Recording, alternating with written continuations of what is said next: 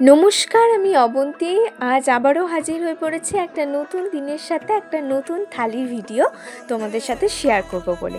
আজ বুধবার, মা অনেক কিছু রান্না করেছে, তাই ভাবলাম একটা সুন্দর থালির ভিডিও তোমাদের সাথে শেয়ার করি।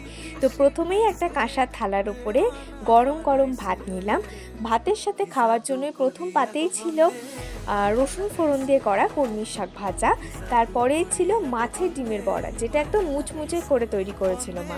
আর মাছের ডিমের বড়া খাওয়ার জন্য একটু মুসুরির ডাল, আর তারপরে ছিল খয়রা মাছের ঝাল চচ্চড়ি, যেটা একদম দারুণ করে বানিয়েছিল।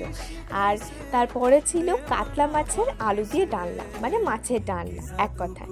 আর লাস্টে ছিল এক গ্লাস জল। এইভাবে আমি আজকে সুন্দর থালিটা তৈরি করেছি। এই থালিটা আমি আমার নিজের জন্য সাজিয়েছি।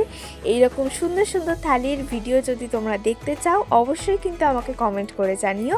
আজকে এই পর্যন্তই, টাটা।